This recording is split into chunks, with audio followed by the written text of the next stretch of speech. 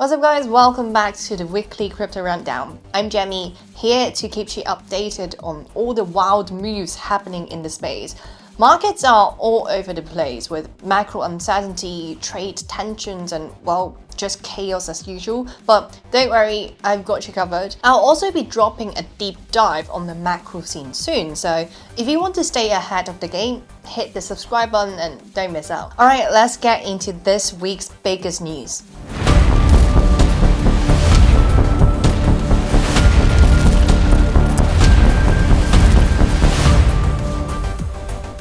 Inflation in the US cooled more than expected in February, with CPI rising just 0.2%, below forecast of 0.3%. Year-over-year inflation came in at 2.8%, slightly lower than expectation. Core CPI, which excludes food and energy, also slowed to 3.1% annually, reinforcing the idea that inflation is trending down. This puts potential Federal Reserve rate cuts back on the table as markets anticipate monetary easing in the coming months. Bitcoin reacted immediately, jumping towards 84K as investors saw lower inflation as a green light for risk assets. Meanwhile, traditional markets also rallied, with Nasdaq 100 futures gaining 1.5%. Bonds, the dollars, gold stay mostly flat. This comes after a rough period for markets where economic slowdown fears and persistent inflation had kept investors on edge. Bitcoin, for example, had dropped nearly 30% from its all-time high of 108K earlier this year. But looking at the most recent CPI report, we finally have hopes that rate cuts might come sooner than we initially thought. Binance just secured a massive $2 billion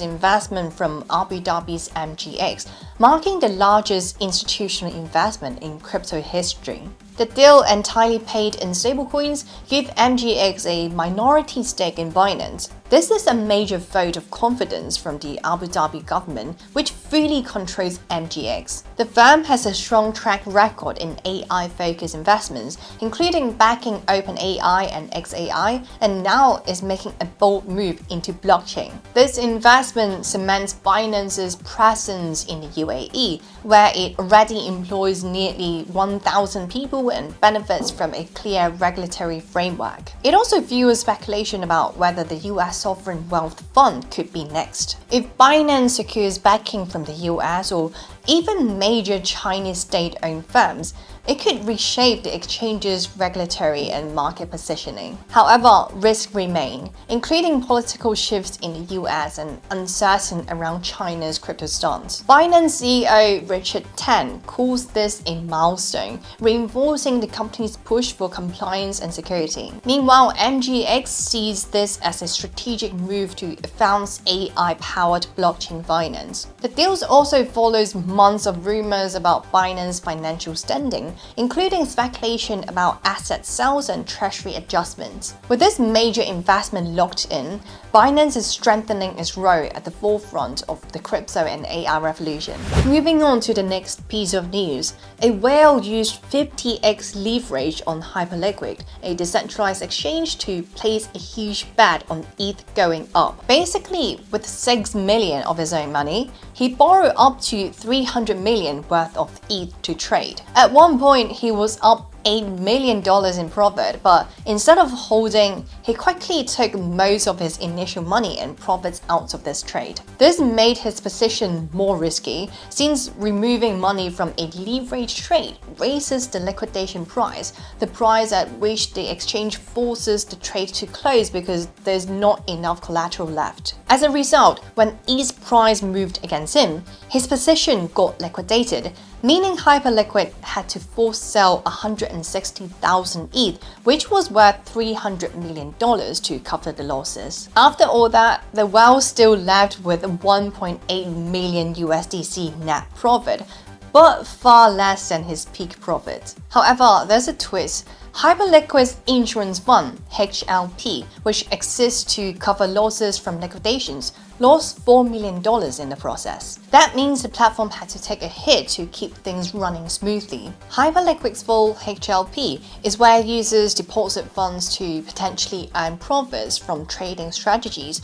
Well, some users speculated that the platform had been hacked, but HyperLiquid clarified no exploit occurred. Instead, the trader took advantage of the system by withdrawing funds before being liquidated. To prevent similar situations in the future, HyperLiquid is lowering the maximum leverage allowed. Bitcoin will be capped at 40x and Ethereum at 25x. Despite this loss, HyperLiquid's vault still holds an overall profit of 60 million. The platform's token HYPE briefly dropped in price after the news but quickly recovered. This incident highlights the risk of high leverage trading, where traders can make or lose large amounts very quickly, sometimes affecting the entire platform's stability. So be very careful when it comes to leverage. ThorChain is facing a major controversy as it has become a preferred platform for hackers, including North Korea's Lazarus Group, to convert stolen crypto. After the $1.4 billion Bybit hack, Lazarus moved most of its stolen ETH through ThorChain to swap it for BTC, making up 72% of the stolen funds. While supporters argue that ThorChain is just a decentralized swap protocol and not a money laundering tool, critics point out that its neutrality enables criminals to move funds easily, putting the project under regulatory scrutiny. Inside ThorChain, things are falling apart. Some validators try to block the hackers by shutting down ETH swaps, but others voted to undo it. That's where it gets sketchy.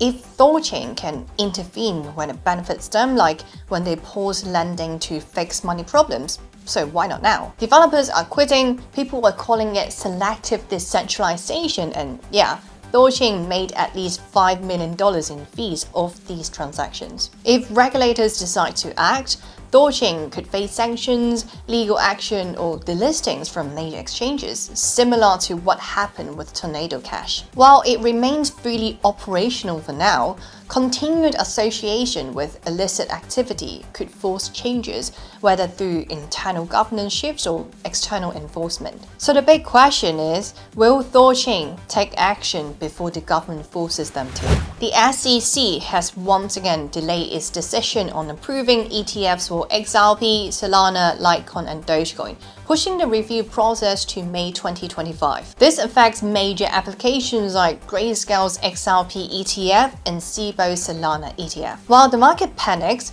Bloomberg's analyst James Savard is asking everyone to chill out, saying these delays are standard procedure, not necessarily a sign of rejection.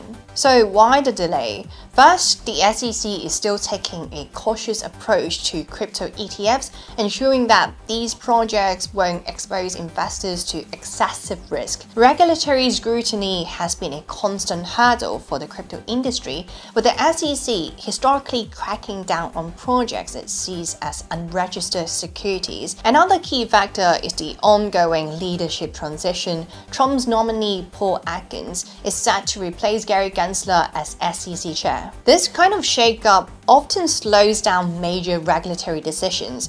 Lastly, crypto's volatility makes ETF approval a tough call, basically. Unlike Bitcoin ETFs, which have more liquidity and institutional backing, these altcoin ETFs might be seen as riskier bets. Still, this hesitation signals that regulators aren't ready to give the green light just yet. Big updates for PUNDIAI is now officially on Base Chain. You can now swap and trade on Aerodrome and Uniswap. At the same time, farming pairs on MarginX is now live. $3 million worth of PUNDIAI token has been deployed for the PUNDIAI redenomination, and the network upgrade is now complete. Plus, APRs are higher than expected. Like for example, PUNDIAI to USDT is at roughly 170%. However, it kind of depends when you get into the pool, and these APRs do fluctuate. So make sure to trade and farm at your own risk, and be very careful suffer with impermanent loss. As always, my content is educational use only, not financial advice. That's it for this week's update, and I'll catch you guys in the next one.